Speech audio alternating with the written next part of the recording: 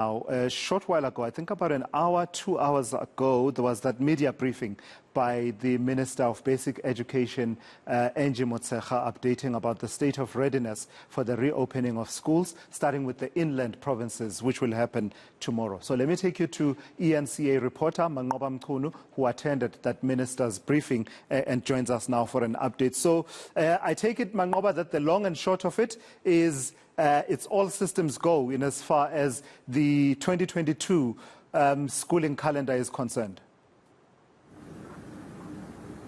Indeed, Tulas. In fact, that's what the minister was assuring to the nation this morning, saying that the inland schools will open tomorrow. Of course, we are expecting that 5 of the provinces here are going to be opening tomorrow. And she says that as far as she's concerned, and according to some of the studies and also some of the preparations that have been going on, she believes that schooling will continue tomorrow in those provinces. But of course, there's still some issues, she says, when it comes to placement of some of the learners, in particular in the Gauteng province. As we saw yesterday, some of the parents taking to some of the schools demanding that their children be placed in those schools. So the department admitting that there are some of those issues, but of course saying that these are issues that are still ongoing and issues that will be in fact dealt with by the provincial structures. But to speak further about what this means and what the minister had to say, I'm joined by Elijah Mhlanga, who is the spokesperson of the Basic Education Department. Thank you very much, Elijah, for your time. Let's start here. Are schools ready tomorrow? Are we going to see 100% opening of schools in these provinces? Of course, we are going to see all the schools open in the 5 provinces, the inland provinces. And the report that we've got, which was delivered here today by the minister together with our DGG, Ms. Geya, does indicate that a lot of checks have been done and that the teachers, you remember, they went back to work yesterday and today to prepare. So we expect that they will be able to receive learners tomorrow for the first day of school year 2022. And in terms of the issue of rotational timetable, of course, that has been a bone of contention between the department and some of the unions, which include NAPTOSA, but also the Human Rights Commission coming in last year saying that it's written a letter to the minister to say that primary schools should go back to normalcy as of this year. But this is not happening. This is not the case. What has been the delay in that? Well, it's not really a contentious issue. You know, we agree with them. We need our schools back to normal, but you can't just do that. You know, you need to look at safety. What is it that you're going to do? As much as organizations and individuals say we need to get our schools back on track again in the same old way that we are used to, you also need to take into account that the coronavirus is still around us.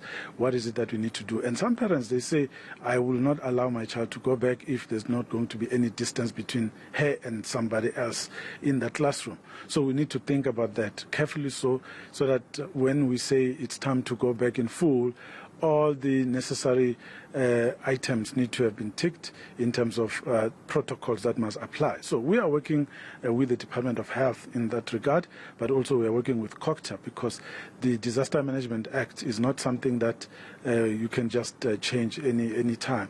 Remember also social distancing is determined by COCTA in the Disaster Management Act. So we have to make a request to say we feel now, based on the losses that we've already incurred in the basic education sector, we feel that schools must go back. And we did so successfully last year with primary schools going back in full. But some parents will say that, you know, the lockdown regulations have been relaxed, the curfew is not in place anymore. So what is the delay from the department?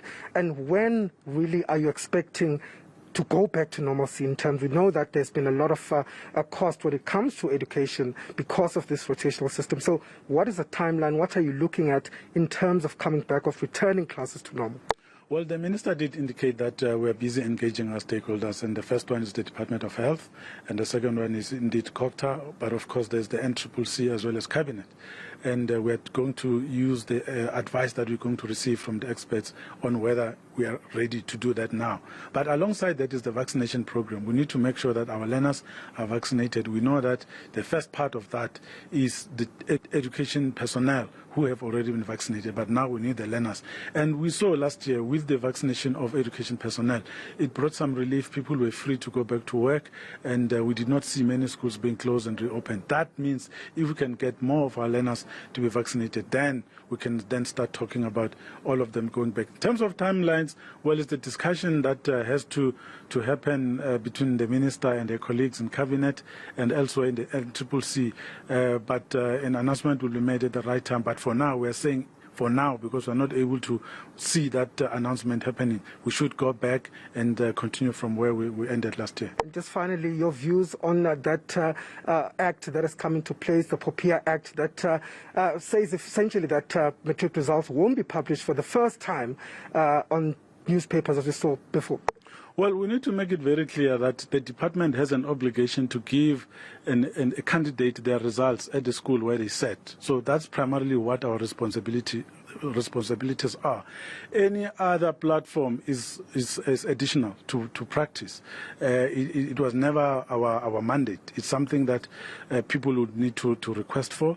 But this time we felt that based on this act and the need to comply, we wouldn't be able to release the results because there are complications there. There's an administrative factor that needs to be taken into account, and for that we've taken this decision so that we are safe, because we don't also want to publish information without people's consent and we could be taken to court. We don't want to do that. So we thought it's safe for us to just release the results through the normal channels, which are the school where you wrote the exam. Okay, thank you very much for your time. Elijah Mhlanga, who speaks on behalf of the Basic Education Department, just highlighting some of those issues that were spoken about to us.